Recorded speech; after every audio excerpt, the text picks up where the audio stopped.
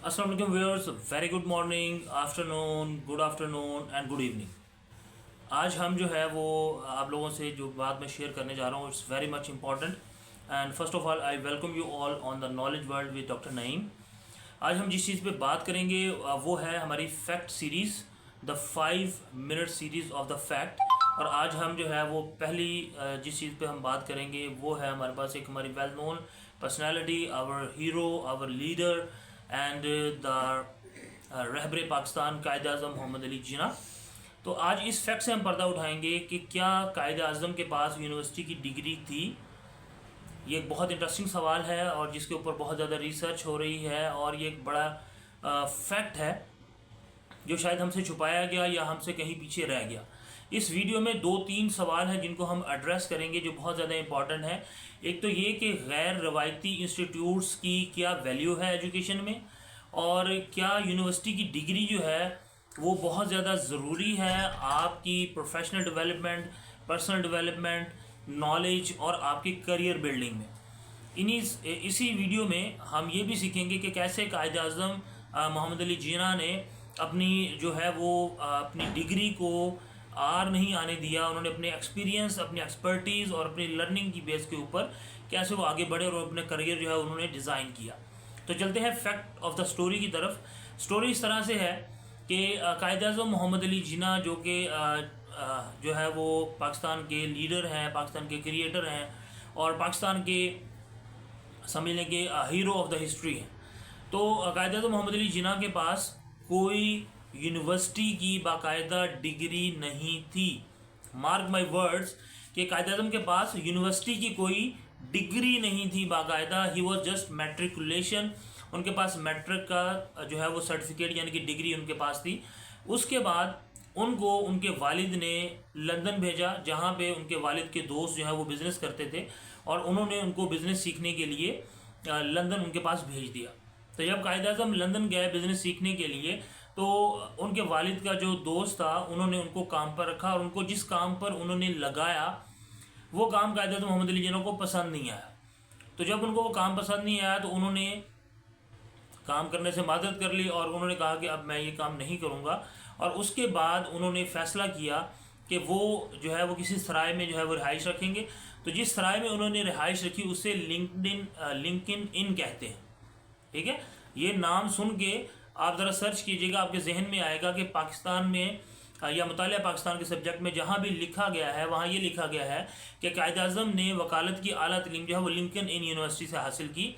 तो लिंकन इन का कॉन्सेप्ट क्या है ये भी मैं आपको बता देता हूँ। लिंकन इन एक्चुअली इस टाइम बरतानिया में 4 इन्स मौजूद हैं, और इन्स से क्या मुराद है, इन्स कहते हैं सराय को और एक ऐसी इनफॉर्मल जगह को जहाँ पर लोग आते हैं, आके बैठते हैं, बैठ के अपनी चीज़ें डिस्कस करते हैं और अपनी एक्सपर्टीज डिस्कस करते हैं। इसके और क्लोज एग्जांपल देता हूँ। पाकिस्तान में जैसे कचहरी का सिस्टम है, तो इन्स जो है वहाँ पर एक ऐसा ही रोल प्ले करती हैं ब्रिटिश के अंदर। और ऑन दैट टाइम जब कायद आज़म मोहम्मद अली जिन्ना लंदन में थे तो वहाँ पे इन्स जो है वो बहुत ज़्यादा फेमस थी, जहाँ पर लोग आते थे, आगे अपने केसेस डिस्कस करते थे, अपनी सिचुएशंस डिस्कस करते थे। तो कायद आज़म ने वहाँ इन्स पर जो है वो अपना रहना शुरू कर दिया। वहीं पर वो बैठ के चाय पीते थे, वहीं वो रहते थे, वहीं वो अपना जो है वो लोगों से चीज़ें सीखते थे। तो वहाँ पे जो है वो अदालत के जो बैरिस्टर्स थे, जो लॉयर्स थे, वो आते थे, लोग अपने केस डिस्कस करते थे और उनसे गुफ्तगू के दौरान जो है कायद आज़म ने वहाँ से अपनी लर्निंग स्टार्ट की। तो आहिस्ता आहिस्ता जब इन्स ने तरक्की करना शुरू की तो उन्होंने अपना एक फॉर्मल जो है वो एनुअल डिनर रखा और उन्होंने ये सोचा कि क्योंकि हमारे पास यहाँ पे बहुत एक्सपर्ट लोग आते हैं, आके बैठते हैं, तो क्यों हम इनको चैनलाइज करें। तो उनको चैनलाइज करने के लिए उन्होंने एक फर्स्ट एनुअल डिनर रखा और उन्होंने मेंबरशिप स्टार्ट की कि जो इनके मेंबर हैं वो एनुअल डिनर अटेंड करेंगे। इसी तरह एक एनुअल डिनर हुआ, दूसरा एनुअल डिनर हुआ, फिर तीसरा एनुअल डिनर जो है वो, और तीनों एनुअल डिनर्स को कायद आज़म ने अटेंड किया। जब 3 एनुअल डिनर्स इन्स के हो गए तो उसके बाद उन्होंने सोचा कि क्यों ना हम जो है इसको जो हमारी इन है इसको हम रजिस्टर करवाएं। तो उन्होंने उस वक्त उनको जो ब्रिटिश बार थी ऑफ लॉ उसके साथ उन्होंने इसको रजिस्टर करवाया। और रजिस्टर किस कॉन्सेप्ट के तहत हुआ कि बार के वो मेंबर जिन्होंने तीनों एनुअल डिनर्स बार के अटेंड किए हैं, यानी कि इनके तीनों एनुअल डिनर अटेंड किए हैं, उनको जो है वो एक टाइटल दिया जाएगा जिसको टाइटल कहते हैं बैरिस्टर। ठीक है, on the base of practice और practical knowledge not on the base of official यानी कि क्वालिफाइड लर्निंग। उसकी बेस पे नहीं, कोई किताबें कोई सब्जेक्ट उन्होंने नहीं पढ़े ऑफिशियल, उनको सिर्फ लोगों के तजुर्बे से, लोगों की बातों से, प्रैक्टिकल केसेस से उन्होंने जो है वो वहाँ पर लोग चीज़ें सीखी उन्होंने। तो उन्होंने कहा इन तजुर्बाकार लोगों को, इस इंटेलेक्चुअल कैपेसिटी को हम लोग जो है वो क्या करते हैं, चैनलाइज कर लेते हैं और इनको हम एक जो है वो एक टाइटल देते हैं जिसको उन्होंने बैरिस्टर का नाम दिया। तो फर्स्ट टाइम जो है उस वक्त वो इन जो है वो रजिस्टर हुई ब्रिटिश बार लॉ के साथ, और वहाँ पे फिर जो जितने टाइटल के लोग थे उनको बैरिस्टर का खिताब दिया गया।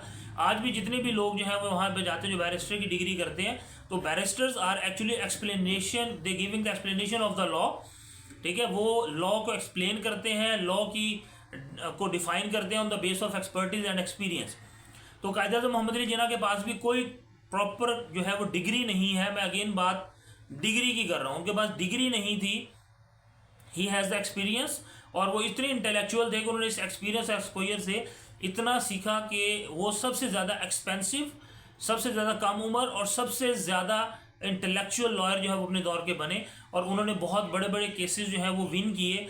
और इसकी एक एग्जांपल मैं आपको यहाँ पर कोट करता जाता हूँ, जिनका एक बड़ा फेमस केस है कि वहाँ पे किसी जागीरदार के बेटे ने किसी को कत्ल कर दिया, तो उसका केस जो है वो पूरे ब्रिटिश में कोई नहीं ले रहा था। ठीक है, और कायदे आज़म क्योंकि वो केसेस लेते थे जो केस वो विन कर सकते थे, जो ट्रू होता था, तो जो है वो बहुत ज़्यादा प्रेशर भी था। और फिर उन्होंने जो है वो कायदे आज़म मोहम्मद अली जिन्ना ने सो एंड फोर्थ वो केस उन्होंने लिया। और वो केस लेने के बाद जब उन्होंने वो केस ले लिया, और केस लेने के बाद उन्होंने कहा कि भाई जब इसको मैं स्टडी करूँगा, जब उन्होंने इस केस को स्टडी किया